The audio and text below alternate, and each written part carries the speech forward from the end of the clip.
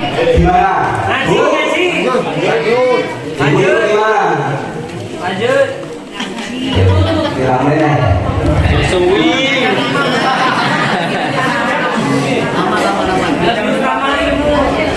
Oh ya. Kalau gawe santri mau dari tadi. Assalamualaikum warahmatullahi wabarakatuh.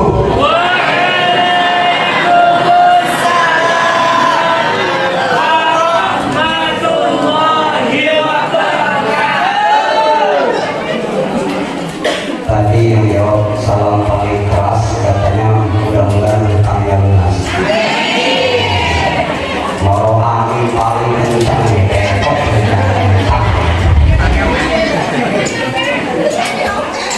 saya yakin kita semua punya hutang. Mungkin dong mungkin. Nah, kan gitu. Dulu banyak, itu gitu jadi.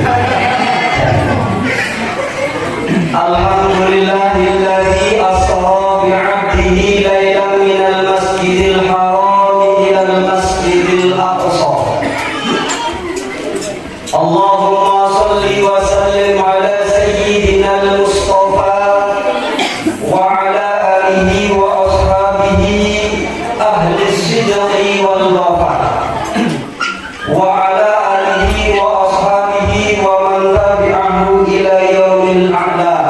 Amma ba'du. Qala Allah Ta'ala fil Qur'anil Karim, a'udzu billahi minasy syaithanir rajim. Bismillahirrahmanirrahim. Wasta'inu bis-sabri was-salah, innaha lakabiratun 'illa 'alal khashi'in. Wa qala ta'ala fil ayatil ukhra, inna as-salata tanha 'anil fahsya'i wal munkar. Shadaqallahu 'azim wa shadaqa rasulun nabiyil karim. Hadratul muhtaram wal mukarram, para alim, para ulama, para asatidz wal asatidzah yang sama-sama kita hormati, ketua RT Biro lagi RT Papa, mudah-mudahan Nabiuna Muhammad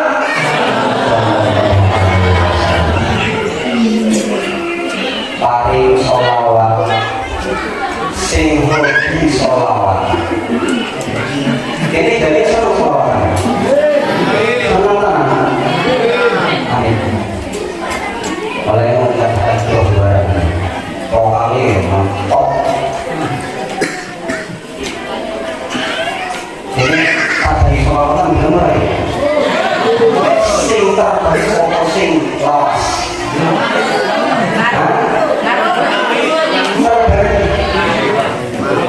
Bro, versi terbaru burung lagi. Sing lawas, sholawatan sing kuno wae. Lek kuno ki artine aku.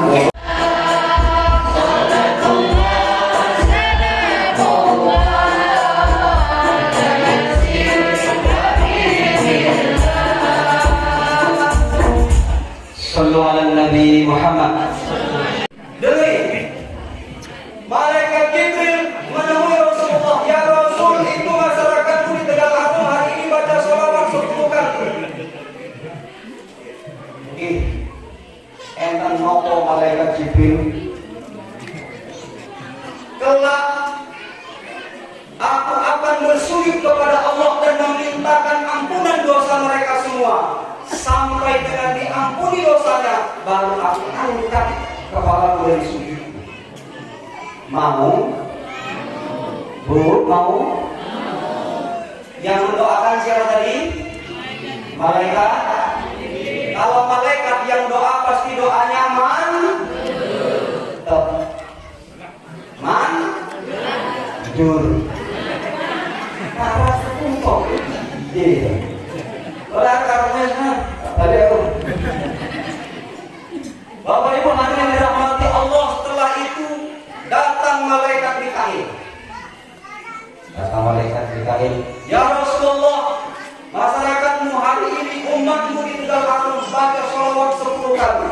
Siapa di antara mereka yang baca sholawat 10 kali, nanti di padang mahsyar kalau mereka kepanasan akan saya payungi. Enak. Di dunia saja matahari jaraknya masih 700 km. Kapan terik nggak tahan. Bener orang? Panas ngetang-ngetang, disik nang tengah ladang. Ya. Dinten-ten di ora kendang sing gowo wetan kek ngalah. Enggak tahan. Di padang mahsyar nanti jaraknya hanya 1 jengkal. Maka kata malaikat Mikail, nanti mereka umatmu yang baca sholawat itu saya akan payungi dengan sayapku. Mau? Kalau rajin, nggak terima sholawat yo melo. Kalau tim hadrohnya baca sholawat jangan diem baik, nanti nggak dapat pertolongan malaikat tuh. Yang ketika datang malaikat Israfil, dan ada tulisan di malaikat Israfil ya Rasulullah, masyarakat dan umat di Tegal Arum baca sholawat lebih dari 10 kali. Mereka yang baca sholawat lebih dari 10 kali nanti akan saya gendong untuk menyembatani Shiratal Mustaqim. Enak digendong apa jalan sendiri? Bu, pernah digendong sama bapaknya?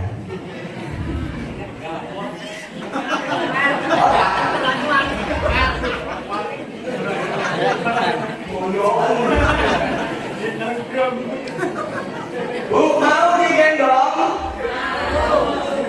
Tak gendong.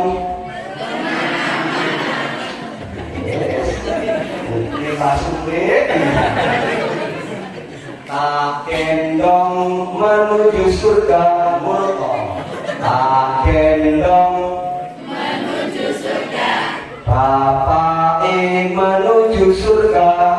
Mama menuju surga. Ayat 6 aras-arasan. Anak menuju surga. Tonggoni menuju surga.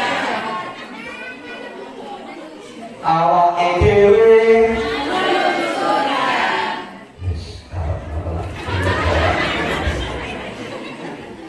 Bapak Ibu hadirin dirahmati Allah, mau yang demikian rajin-rajin baca sholat.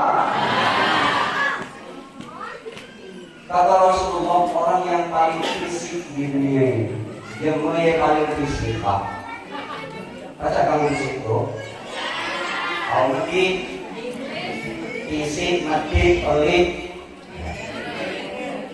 Ketika disebutkan nama Nabi Muhammad, dia tidak mau baca sholat. Itu yang paling pelit.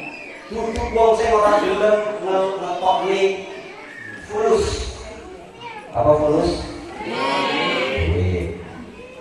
Sing ora gelem ngetok duit mati ciri nyawanya diri. Tapi dari Rasulullah, orang yang paling pelit di muka bumi adalah ketika disebutkan nama Nabi Muhammad tidak bersolat.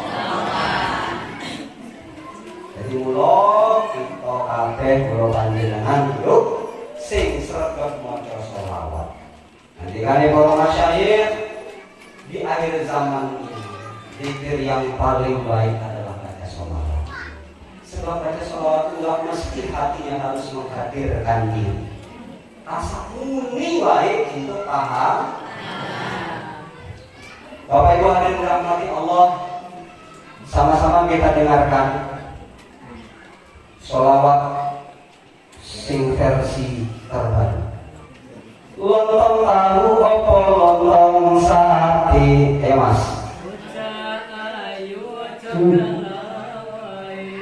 Boleh kali. Cek. Soal. Komplimen dia soal. Ya. Lontong tahu opo lontong sate, bocah ayu coklat. Ada senang itu gini.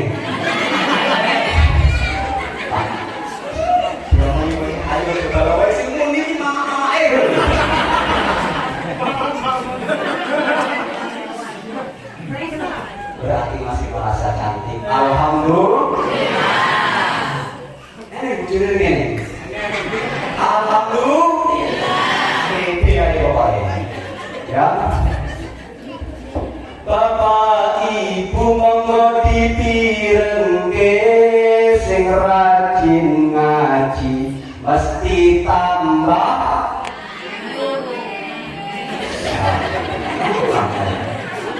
Enak tuh ngaji tambah ayu.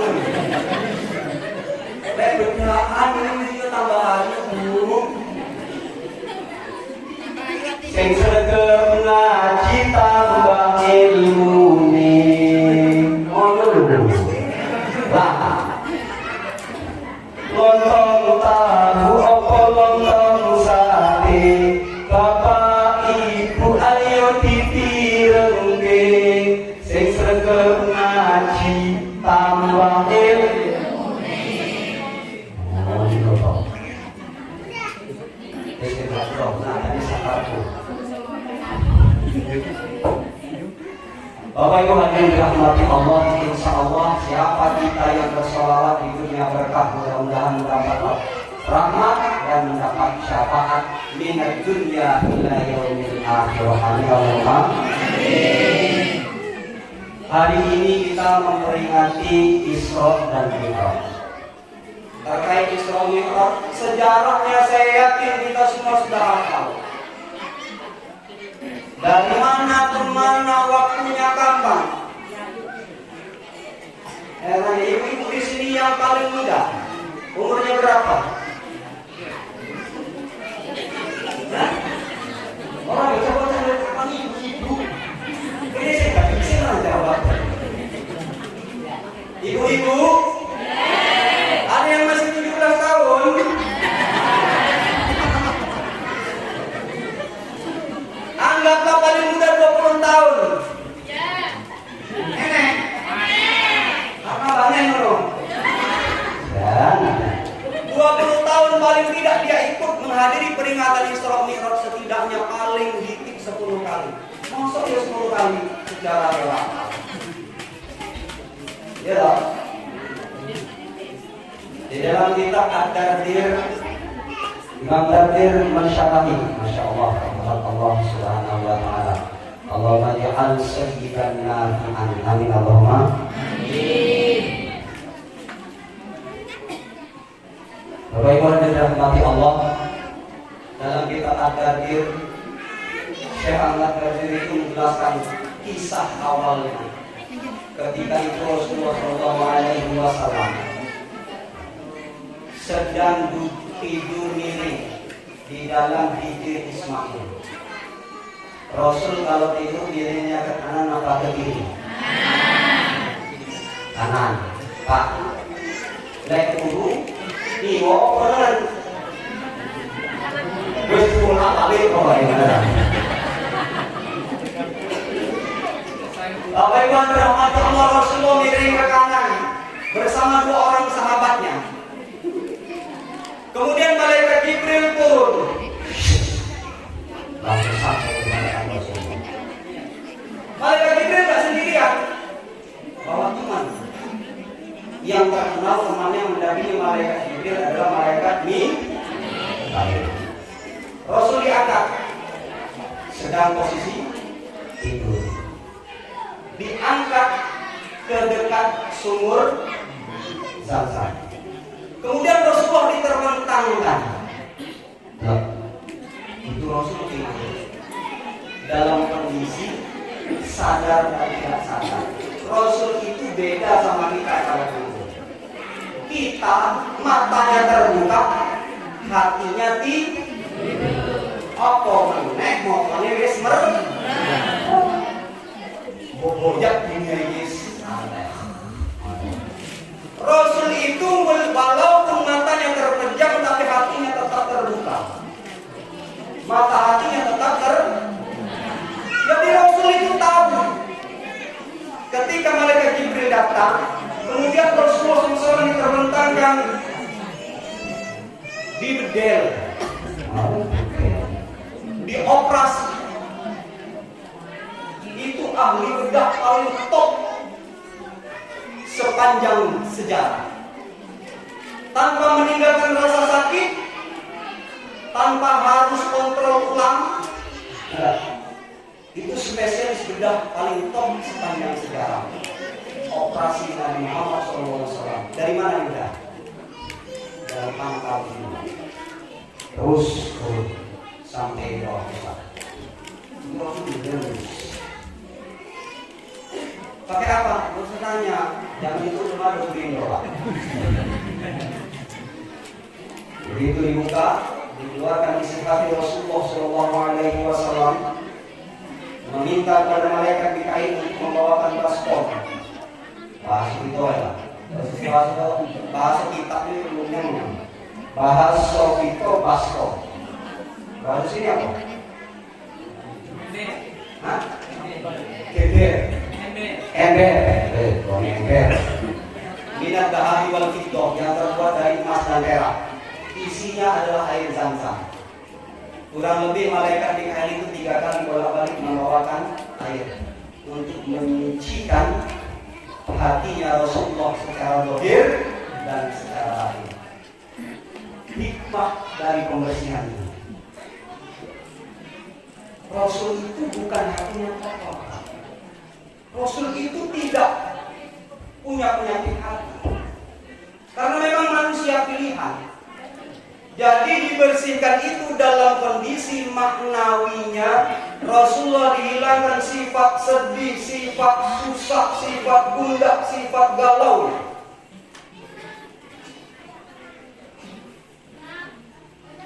Agar ketika nanti menghadapi umatnya yang amat luar biasa, itu Rasul enggak galau-galau amat. Itu ini dari pengurus masjid, tidak.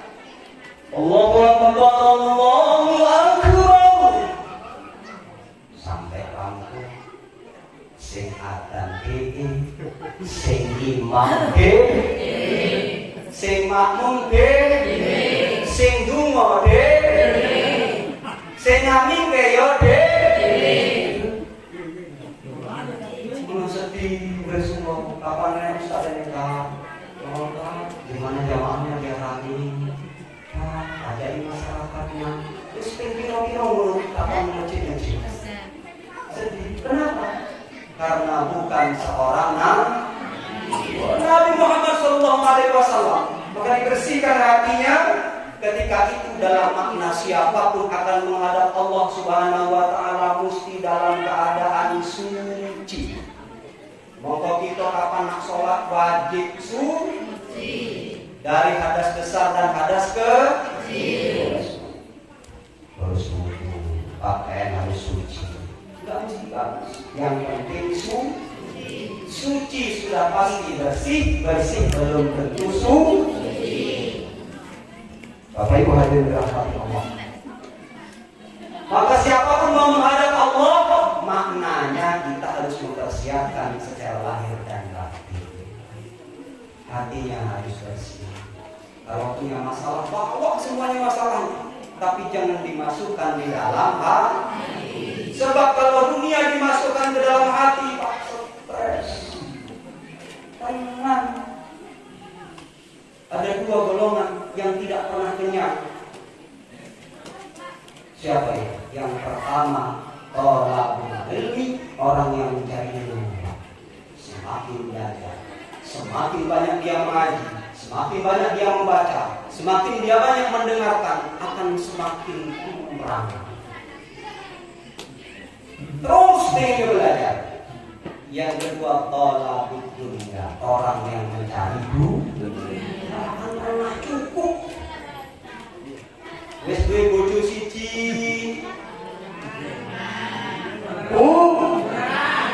Ini curhat ini. Apa yang mau Pak? Nggih. Terus terang ini. Bu, tak kasih informasi. Paket ini untuk ibu-ibu khusus spesial. Kementerian Agama telah mengeluarkan peraturan. Terus mau cowok? Kasih tahu nggak Pak? Kasih tahu nggak Pak? Jangan. Sebab Sebab ini merugikan kita laki-laki, Pak. Bu, ada peraturan terbaru. Siapa mereka yang menyembunyikan status pernikahannya bisa diadukan dan dipenjara 4 sampai 6 tahun. Nah, kok kapan?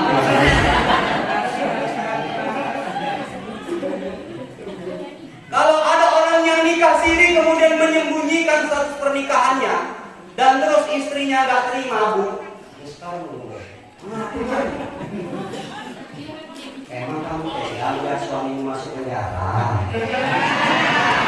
Tega. Hah? Tinggalkan gaya lagi, Pak. Kalau mereka orang yang tegaan begitu. Bapak Ibu hadirin dirahmati Allah, kan bingung cerita soal ini. Bapak Ibu yang dirahmati Allah, jadi mesti suci ketika akan menghadap Allah Subhanahu. Yang pertama hikmah dibersihkan. Kenapa kemudian Rasulullah kok disucikan hatinya, dicuci hatinya? Sebab sebelum Isra dan Mi'raj, ini hikmah yang luar biasa dan bisa kita petik hikmahnya dan bisa kita lakukan dalam kehidupan kita. Rasulullah SAW itu dipuji oleh Allah Subhanahu wa Ta'ala, dibuat sedih kesedih-sedihnya. Sebab Rasulullah baru saja ketika itu ditinggalkan oleh istri tercintanya. Siapa, Bu? Siti Khadijah. Ini konsep Rasulullah berkeluarga. Rasul tidak pernah menjadikan Khadijah punya madu. Semasa Sayyidah Khadijah masih hidup, Rasul belum pernah melirik wanita. Beda isi mungkin siji, lirik kanan, lirik kiri. Tak tahu, Bu? Tak tahu, Bu?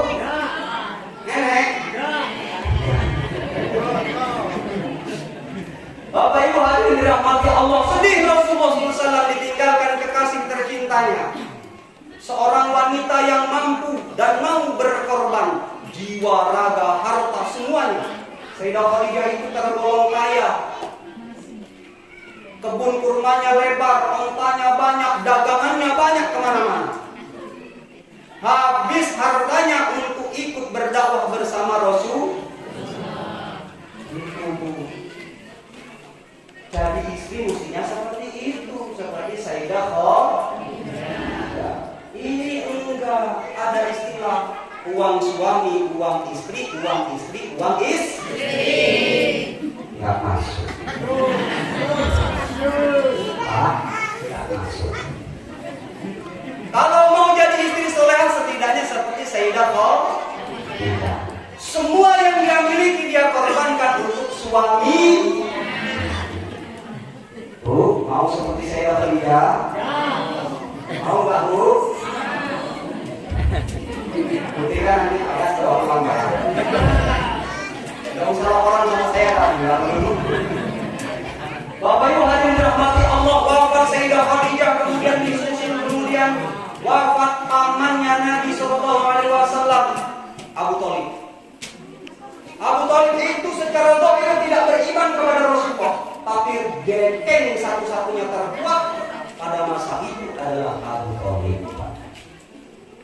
Orang-orang kafir Quraisy tidak mau menganiaya Bani Hashim, termasuk Nabi kita Muhammad Sallallahu Alaihi Wasallam. Tapi ketika Abu Thalib wafat, semua Bani Hashim dibentang.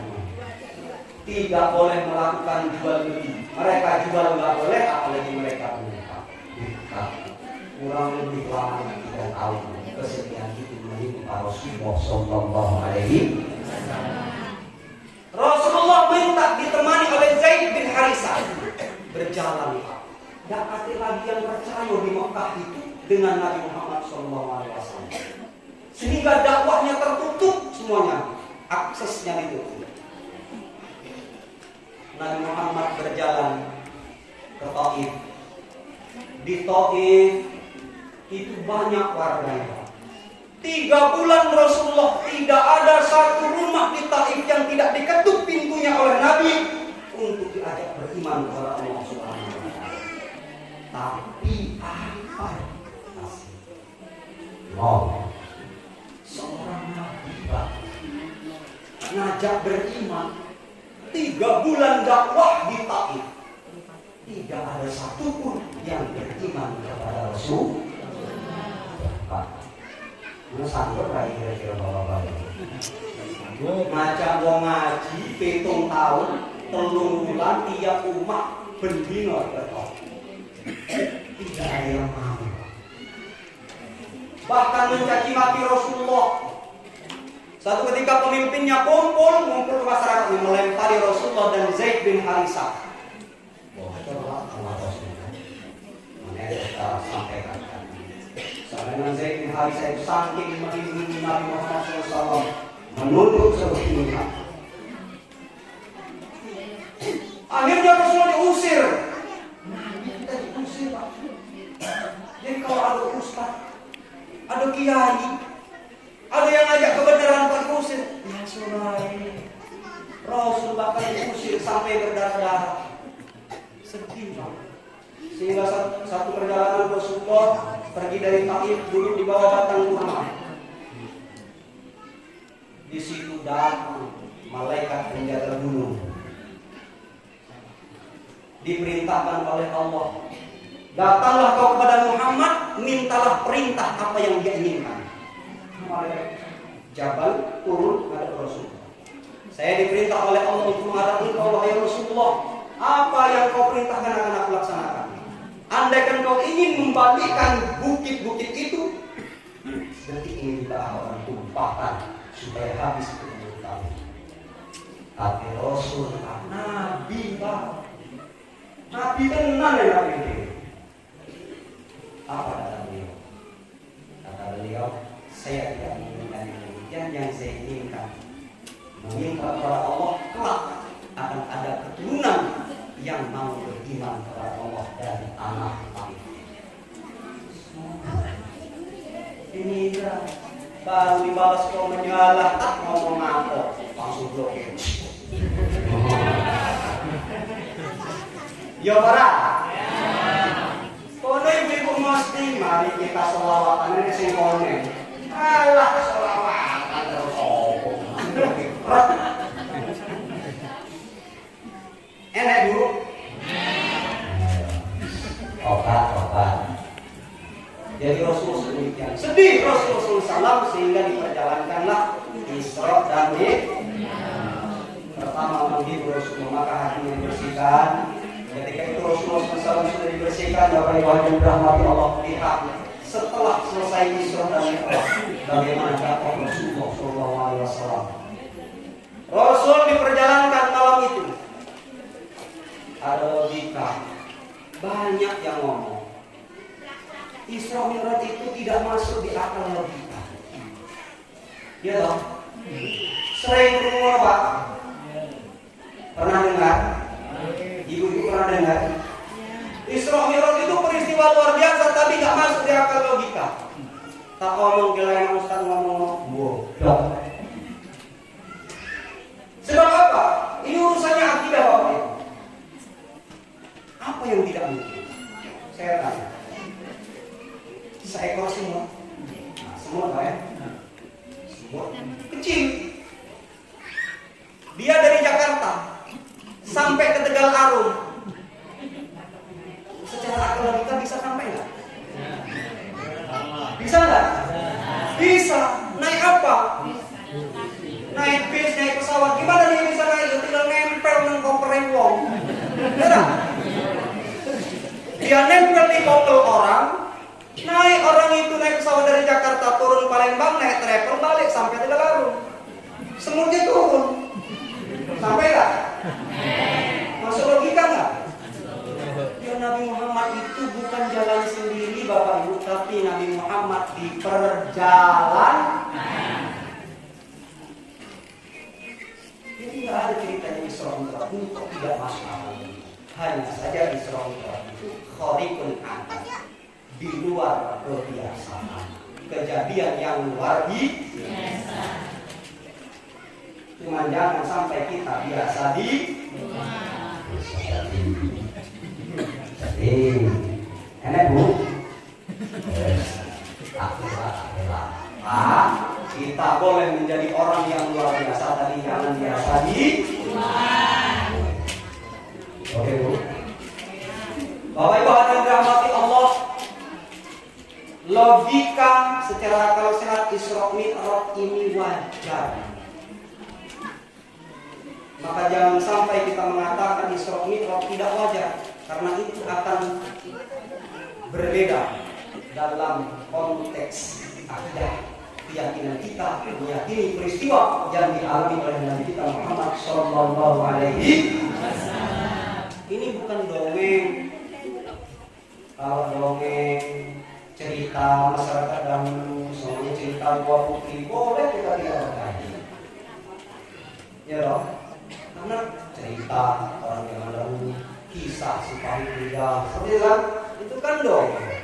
Kalau ini khabarnya jelas, siapa yang memberi kabar? Allah Subhanahu. Ayat di hafal kabeh, arti di hafal kabeh. Akhirasi maknanya lain. Bapak Ibu hadirin dirahmati Allah, Rasulullah diperjalankan malam itu turun kemudian cerita panjang ke-4. Insya Allah pada maghrib kita jamaah, asar jamaah, maghrib jamaah, isya jamaah, subuh jamaah di sini. Sanggup? Sanggup ora? Enggak. Bodoh. Ini sengklat juga. Enggak enak. Bapak Ibu hadirin rahmati Allah, Rasul diperjalankan yang singkat-singkat saja peristiwa pentingnya. Rasul turun di Madinah, disuruh sholat oleh malaikat Jibril. Kemudian Rasul naik lagi ke Buraq. Tidak perlu saya jelaskan di mana Buraq. Ngerti dong?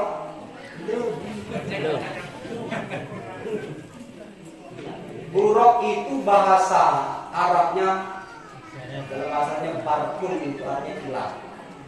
Maka yang namanya Buraq itu sekali melangkah sejauh ujung mata memandang. Kata siapa? Kata Imam Ad-Dardir.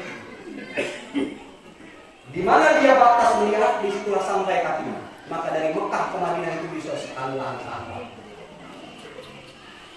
Naik Buraq itu kakinya elastis. Kalau dia nanjak, kaki belakangnya tinggi. Jadi nggak pernah Rasul itu naik Buraq itu rasanya hampir kejungkit. Kalau jungkel loh, berdua penyungsep. Kalau turun itu kakinya panjang dulu, baru turunnya sama seret. Kalau naik pun begitu. Itu Buraq. Kalau kendaraan kita kan enggak, begitu mau naik pesawat, para penumpang Garuda 01 kencangkan seru pelan. Kita akan lepas landas meninggalkan bandara Soekarno-Hatta.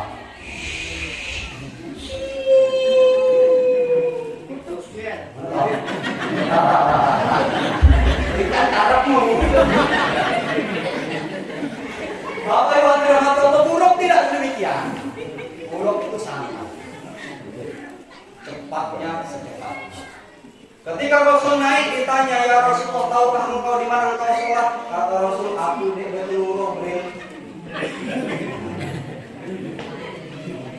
Muhammad itu banyak bahasa lisan. Dia bisa bahasa ya. Dia turun Bril. Uji malaikat Jibril. Ini dulu kan. Bakal tempat engkau hijrah kelak, dan di sanalah dakwah akan mulai.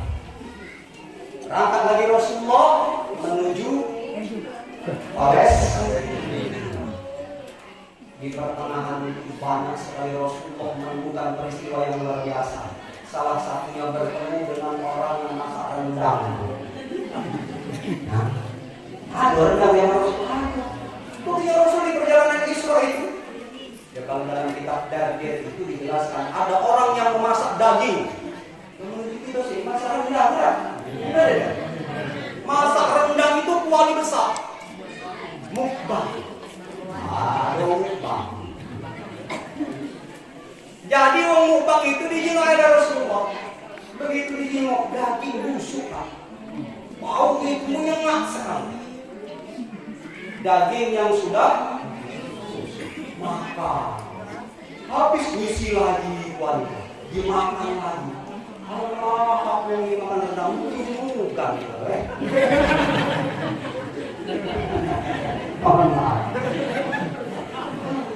atau cuma padang, ini dulu gitu ya. Masa daging itu rendang. Bapak Ibu yang dirahmati Allah, Rasul bertanya kepada Jibril, siapakah mereka wahai Jibril? Malaikat Jibril, mereka adalah umat yang hobi gibah. Hobi apa bu? Hobi ngomongin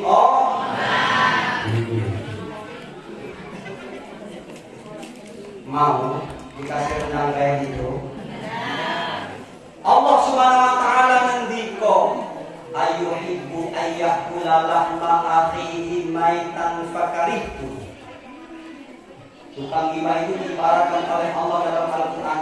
Senangkah kamu memakan daging saudaramu yang sudah mati? Jangan tuh. Ada dulur kita meninggal dunia, terus kamu iris-iris dagingnya, kamu berendang, enggak lah.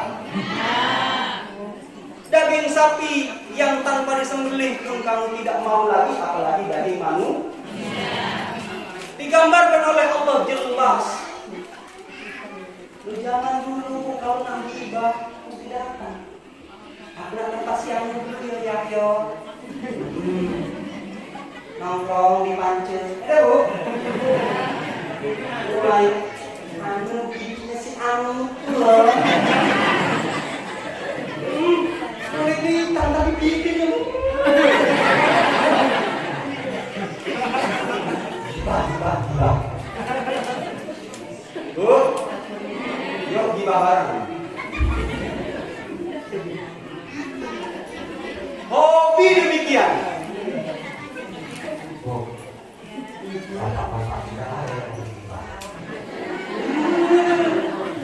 Jangan salah.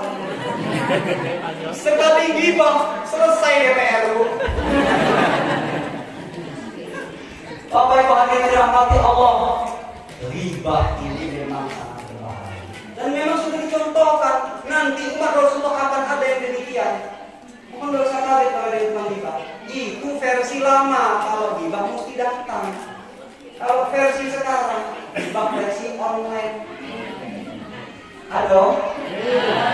Jadi kalau kalian duduk, samanya bareng-bareng, teman kamu berdua, kok senyum-senyum, itu lagi gibah online.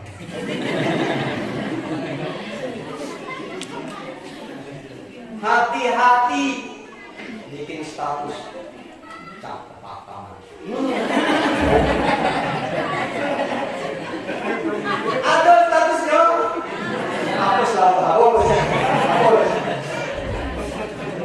Tobat.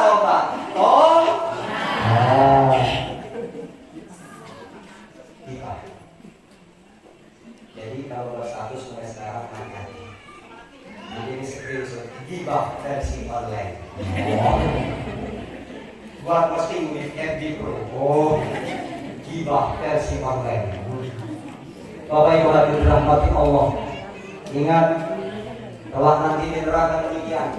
Hobi makan daging yang sudah busuk, dikasih minum minuman hamim, air nanah yang busuk, baunya itu 70.000 tahun perjalanan sudah tercium.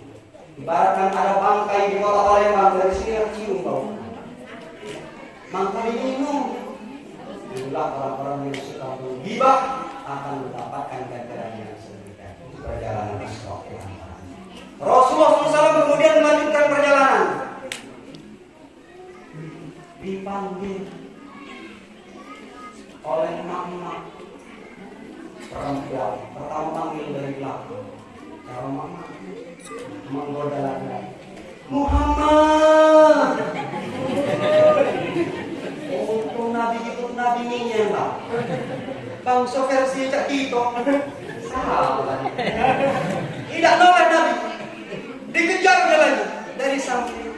Muhammad. Oh itu ya. Apa lagi bonceng gini kan?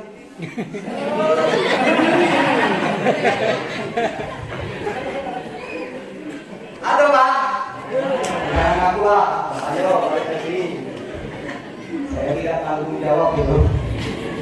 Bapak Ibu hadirin rahmati Allah.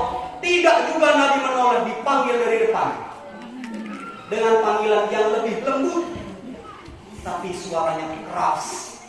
Muhammad. Hamba. Langsung siapa itu ya Jibril? Kata malaikat Jibril, itu gambaran umat. Kalau umat ini, kalau kau tadi noleh mak, lokak. Umat yang kaget bakal cinta kepada dunia. Tapi lagi adalah sama akhirat. Untung Nabi Muhammad tidak. Alhamdulillah. Bapak Ibu hadirin rahmati Allah. Kemudian Rasul sampai ke Palestina, masuk di Masjidil Aqsa. Masjidil Aqsa Rasul masuk dari pintu mana? Pintu arah barat. Masuk Rasul, ketika itu malaikat Jibril adzan. Disahkan dalam riwayat lain itu malaikat Jibril yang adzan. Maka ketika malaikat Jibril memandangkan adzan, para malaikat yang di langit turun, nabi-nabi, arwah, para anbiya wal mursalin itu semuanya hadir di situ. Gak usah nanya. Yang tahu jumlah nabi dan rasul seluruhnya berapa? Berapa Pak? 5. Bu? Selawi. Kalau sedikit itu Nabi menimam. Jumlah nabi dan rasul seluruhnya ada 124.000. Yang wajib kita imani cuma Selawi. Tahu? Jadi ramai jamaah Nabi Muhammad SAW malam itu. Sholat 2 rakaat. Siapa imamnya? Tengok. Ditarik tangan Nabi Muhammad oleh malaikat Jibril menjadi imam. Inilah Nabi kita yang amat sangat luar biasa. Meskipun Nabi terakhir, tapi ruhnya diciptakan paling awal. Meskipun dia Nabi terakhir, tapi dia Sayyidul Anbiya wal Mursalin, pemimpinnya para Nabi dan para Rasul. Maka kita ini umat yang istimewa.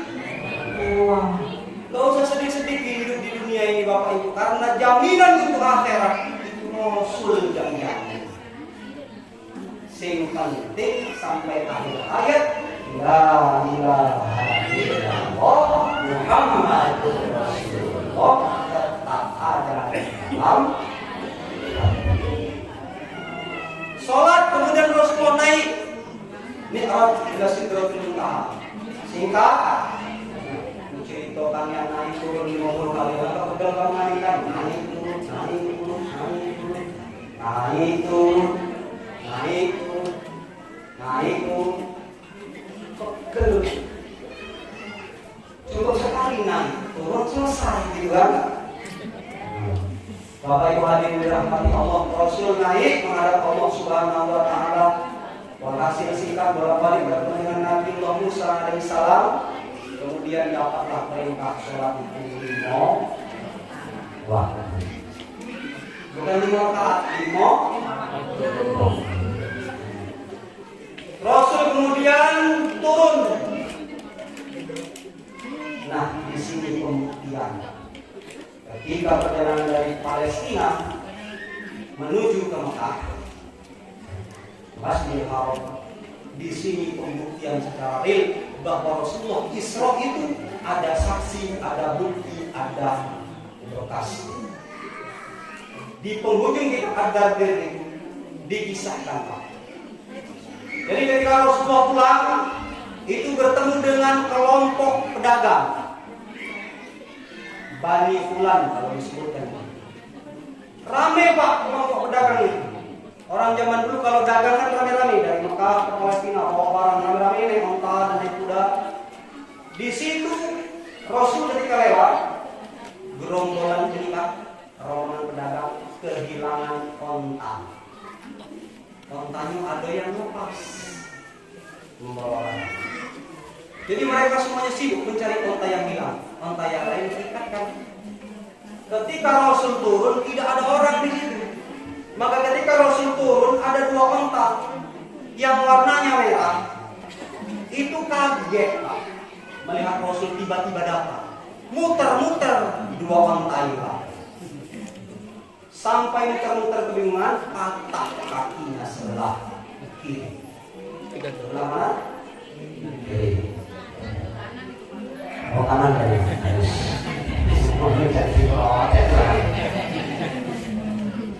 Patah kakinya. Rasulullah SAW melihat onta itu berwarna merah, muatannya yang sebelah kanan dibungkus kain berwarna putih, yang sebelah kiri dibungkus kain berwarna hitam. Rasul asap. Rasul kemudian menenangkan onta itu, sudah tenang Rasul berjalan lagi. Balik. Di perjalanan Rasul melihat ada juga rombongan pedagang yang baru pulang. Di tengah jalan itu orangnya tidak ada, ontanya ada, diikat di situ. Orang itu meninggalkan air minum di dalam botolnya. Nah, kemudian Rasul turun, ditengok-tengok tak ada orang. Rasul minum air itu sampai habis. Ditawarkan lagi dengan posisi yang sama. Rasul berkata, ini menjadi bukti perjalanan. Kapan dibuktikan? Ketika Rasul sudah sampai. Rasul sampai di Mekah subuh, sebelum subuh, kemudian setelah sholat subuh Rasul bertemu dengan orang yang paling memusuhi Rasulullah. Siapa? Abu Jahal. Ketika bertemu dengan Abu Jahal, singkatnya ngomong, Mat, kalau mamang sempurna ada, tidak ya Muhammad, ya Anbiya, ya Rasul, tidak kata Abu Jahal. Cara mamang kurang ajar dengan kurang ada. Mat, ada berita apa sapi? Jangan dibuka. Kata Nabi Muhammad, ada cerita yang luar biasa. Apa dia? Orang kafir Quraisy itu kepo Pak dengan Nabi Muhammad. Sebab Nabi Muhammad itu paling viral Pak di kota Mekah. Disebut orang gila. Nabi Muhammad itu paling viral. Tidak ada yang tidak kenal dengan nama Muhammad. Sebab belum ada keturunan Bani Hasyim yang namanya Muhammad. Yang kedua, penyampaian risalah itu aneh, beda daripada biasanya. Melawan dan menentang agama nenek moyangnya. Maka tidak ada yang tidak kenal dengan Nabi Muhammad. Oke, kau balas. Amun kupanggil ke seluruh umatmu, pengikutmu dan pengikutmu. Kau cerita apa yang kau ceritakan sama aku. Tapi gitu. Oke.